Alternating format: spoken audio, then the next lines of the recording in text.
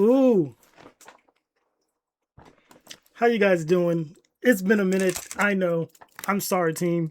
I didn't leave you guys. If that's what you guys thought. I know. It's kind of funny. Like I had 100 subscribers, right?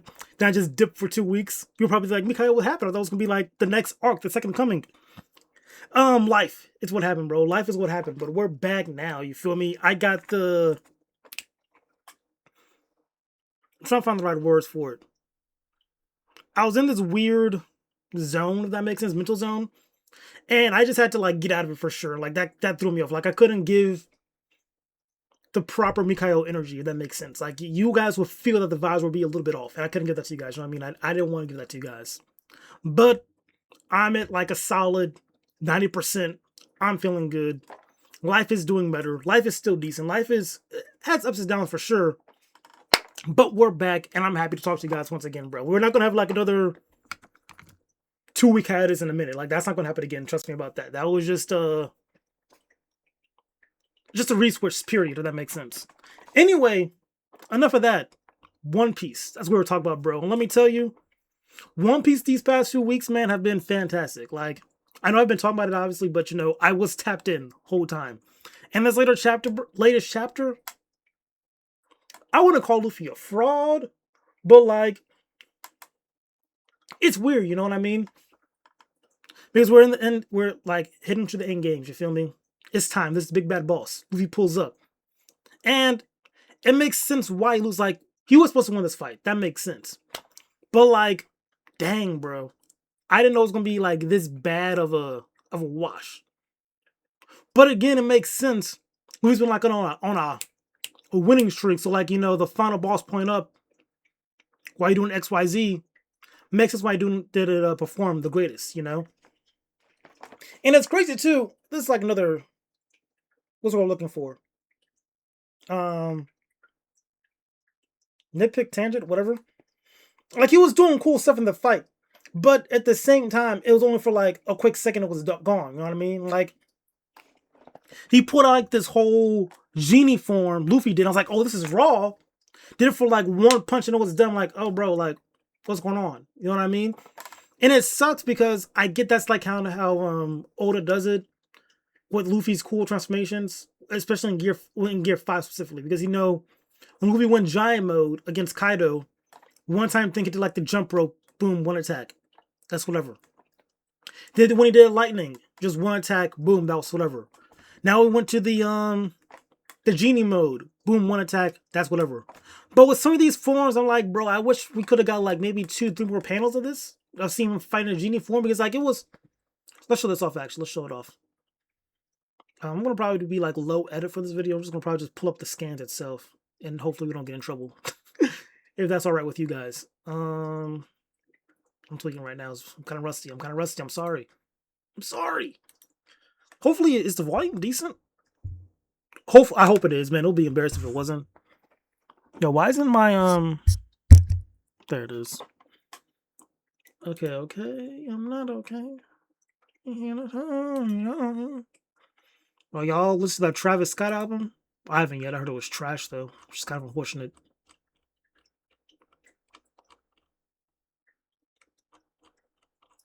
Okay, yeah. Let's learn the fight, but like I had to talk about this because it was such a cool design and a cool form. I like genie forms, bro. I think they're cool.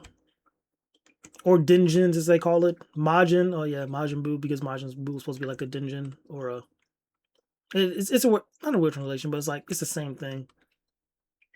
Like Majin, Dingen is supposed to be like that genie type thing. Anyway, transition over here. Here's the panel, bro.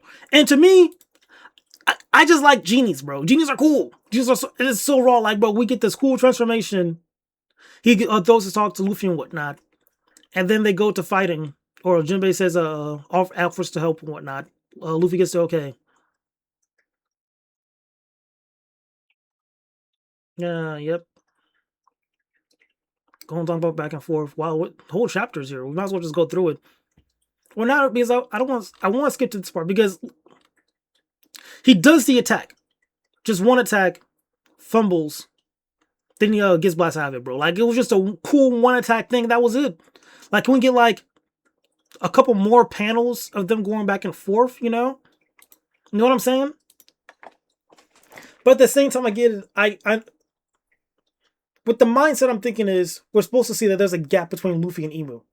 I think that's the mindset. We're gonna see that in the chapter too. But it's just, it's what I wanted. Actually, would have been a better comparison. Is trying to think of let me think of something decent.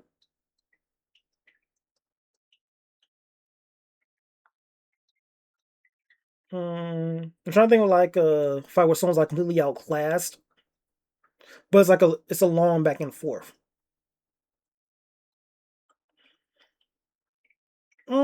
Not Vegeta versus Kid Buu. That's not decent.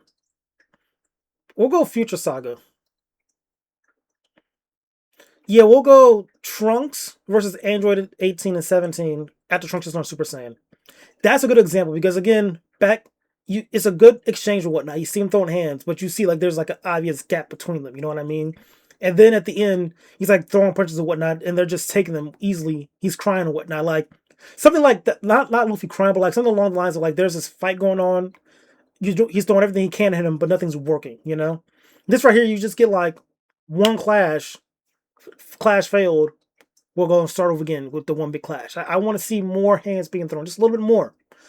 Give me like 10% more hands, and I think I'll be straight. I think that's fair to ask. Yeah, that is fair to ask. Yes, I think it is fair. So that's what I want. And then also, because I'm actually behind. Let me check the channel real quick. This is 88. But my last review was, yeah, I'm 4 chapters behind. Fuck, Jesus. So let's go to 85 real quick.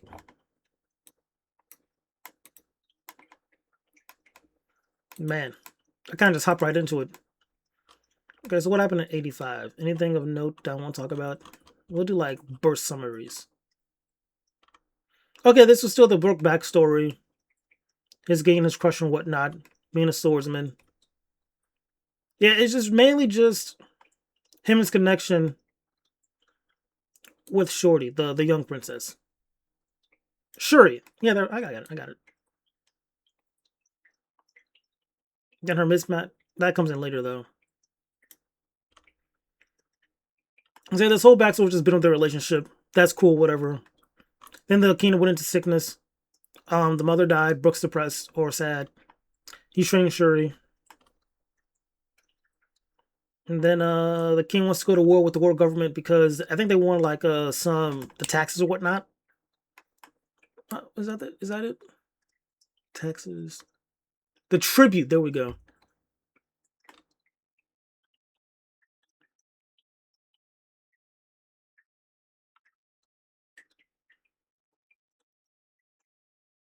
Okay, 1,000 slaves. He didn't want that. And then they end up going to war with the world government. And the chapter ends with Shuri.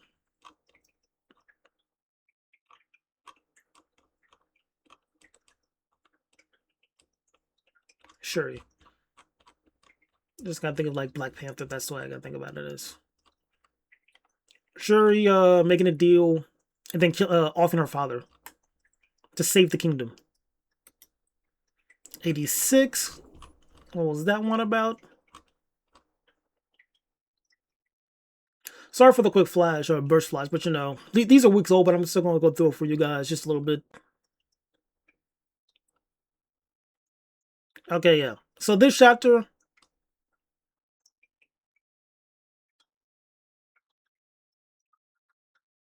Oh yeah, then we learned that Shuri's dad wasn't really the king, and that she was actually supposed to be a celestial dragon. There's animosity there. We also know now that Shuri having those weird eyes is a special trait, and that can unlock some cool powers later.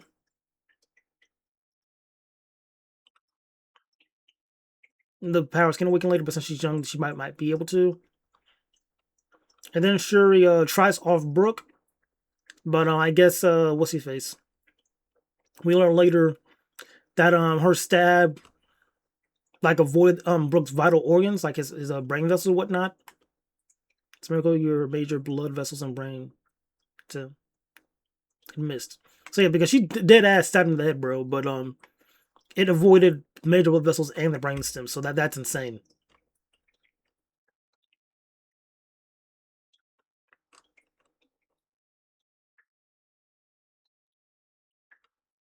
Like,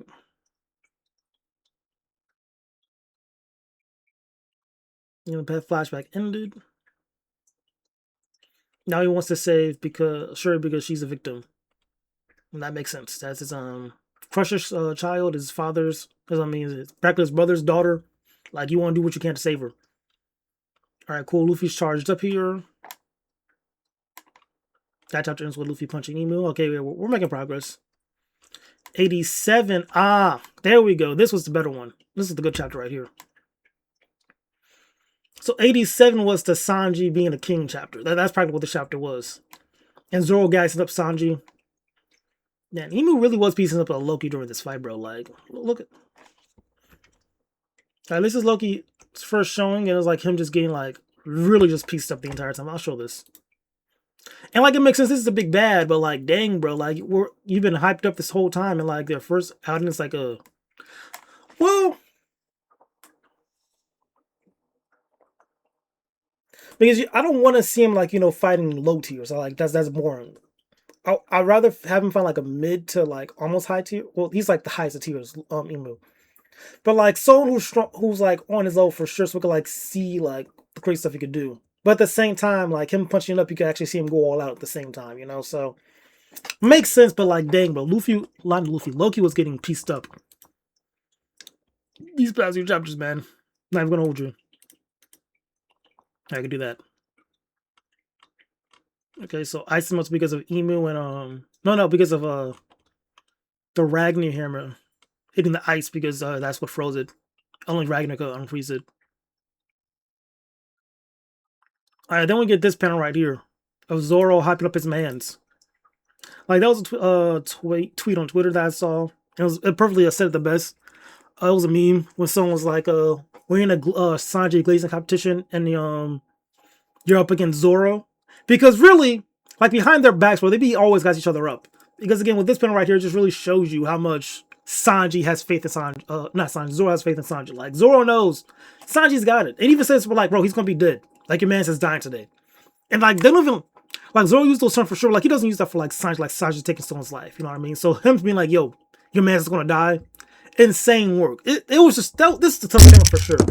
This was super tough. And then I would say the next panel was tough, but like it was good build up. I should say. That's how it went. All right. Because it was also giving. It was giving back to peak Sanji pre-time skip. Him during the Alabasta arc, him during Water 7, like just that vibe of him like analyzing. It was just so peak. We'll scroll down. What am I talking about for? Yeah, like him just like analyze the whole situation, and then being like, you know what? The only way we could handle this, like he knows he can't find the beautiful woman. He knows the Johns can kind of handle it or whatnot. But he figures out, like, listen, only way I can stop all of this if I take you out. You know what I mean? So that was just goaded. And then Sanji's like, hey, plus I know your weakness too. And he's like, oh, you can use Conqueror's Haki, right? And then Sanji gets knocked down. And then we get like this whole moment too. And like I like this a lot. I'll read it out loud. Your captain's one of the 4 emperors. You should be meticulous if you intend to have his back. My bad. Hey, old man, what about me? Do I really not have Conqueror's Haki? You have the traits of one who might really, but somehow you seem to be burdened with painful uncertainty. You must be a king yourself if you truly wish to make Luffy the pirate king. And that, bruh. And again,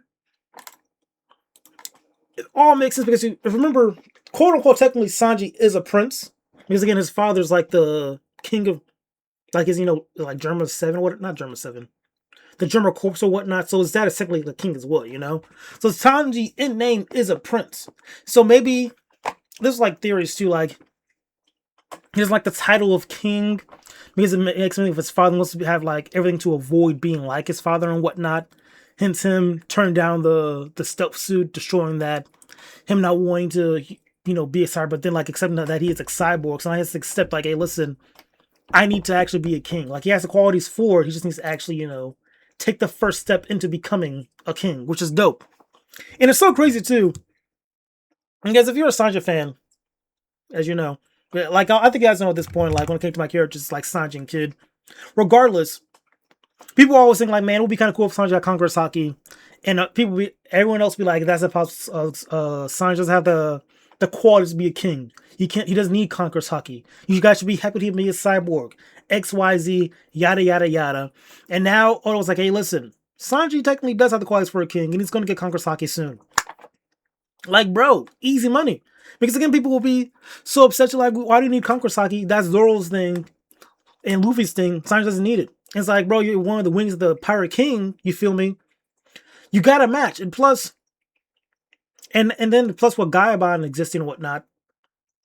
Or Gaiabon? It's one of the two. Point is, the Mountain Eater, we people call him the Agenda Eater now. Like him existing proves that the wings of the Pirate King are supposed to be on the same tier. Like at all times. Like you're the wings for a reason. Like one wing can be bigger than the other one. That's supposed to be the same. Just like Gaiabon and Rayleigh, same tier of power because they are supposed to be the protectors of the Pirate King. You know what I mean?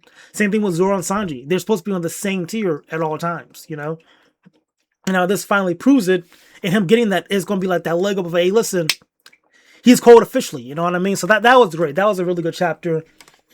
I was taking like a lot of bookmarks of just, the craziness. Because again, I was like, ooh, should I make a video about this? But I was still like in my slumber mode, if that makes sense. So I wasn't really into it. But like there were a couple good bookmarks for sure. That was really funny. People switching up, people making bad hot takes. Because again, Zoro fans they be something else, bro. Like, mind you, there are Zoro fans out there who believe in their heart of hearts that Zoro is as strong or stronger than Luffy. Those guys exist. And like no memes, no jokes, but they really do exist. So that's insane to me, bro. Like, make it make sense. So that was that chapter. Then I talked about this chapter too, with Luffy versus Emu. And then calling Luffy a fraud is insane work. But to push agenda and whatnot and to get clicks, I might have to call him a fraud. Might have to do it. Should I do it? I'm trying to go down the panel. So yeah, Emu afterwards the genie mode, which was kind of cool. He lost the genie mode. Then Emu, we'll learn more about Emu's power bit by bit. Like he could summon. I'll show this. I'll show this too. Go like right here. You like see like one of the eyes. He like returns one of the shadows. Then like one of the eyes become like a different weapon. So I'm guessing like with these eyes, like each eye has a different weapon or ability. Which is kind of nifty. And this sword like absorbs life and whatnot, I guess, to be stronger. And then like he drops this right here, like Joyboy would never be this weak. Like this was insane right here. Like look at our mans, bro. Look at man, that's insane. Breaking this week is also kind of wild. Man said you are not him. I thought, well, it's that one meme. What was that from? I thought you were. Oh, it's the Mahuto meme. Man, that's really what's happening. Like, bro, I thought you were him. That is not the case. And then even had like a flashback too, thinking of Joy Boy. And that was kind of a cool panel shot right there. Like when I was like first reading it, it looked like his flames kind of act like Luffy's Gear 5 powers, like the way it moves and whatnot. You feel me? So maybe Luffy might be able to, like, I think Luffy's next form is making like these tuned clouds, if that makes sense. Because he already has a cloud around him, but it doesn't have like the eyes and whatnot. So I think he's going to further evolve. You know what I mean? And, like, it's supposed to be his final form, but in white, if that makes sense. It's like this is like moving like a Stinkman right here. How it's moving. You feel me? But yeah, it was right here, like this flashback. Hello, answer me, Buzz. This is me. Who is this? Oh, me. I'm Joy Boy. Joy Boy is already dead. Oh, so that was a flashback. Okay, yeah, so he was remembering that, and this is like the modern day times. Yep. Bro, what was it really a love triangle between it was either a love triangle. That's why was it that he that would be more interesting. Like if Emu had a thing for Joy Boy, but that's clearly not the case. He had a thing for like the VV kind of replicate. I think she probably went with Joy Boy. But that's why I'm saying, bruh. I was talking about to my mans about this a while back too. Like if Emu was a shorty, the whole love triangle thing would have been a lot more interesting. You know, like the king of the world is a woman. At the same time, you and your man's both love the same girl, but she didn't choose you. You know, and her being a woman, I thought that would just make it a bit more interesting too about that. Even not that. It could go either or, like her liking the princess or her liking Joy Boy. Either or. That could have worked. The point is, that'd be like a lot more interesting than having like King of the World be like this dude just like lost his girl. You know, girl they didn't have. It's just giving, you know, Redditor loser culture. Not that. You know what I'm trying to say? Like it's we've seen that type of story played out many times. With Emo being a woman, that would have been like a lot more fresh, a newer take, and there would have been like different nuances to that. You know what I mean? But let's see the here nor the word there. It was done as done. Emo's a dude, so whatever. But yeah, that's it for the chapter review. Might be a bit sloppily edited and whatnot. Sorry. We're getting back to the groove of things, but hopefully y'all enjoyed me talking. Miss talking to you guys. Gonna be back on it once again. And hopefully you enjoyed this review of me yapping. Until next time, y'all be fantastic, alright?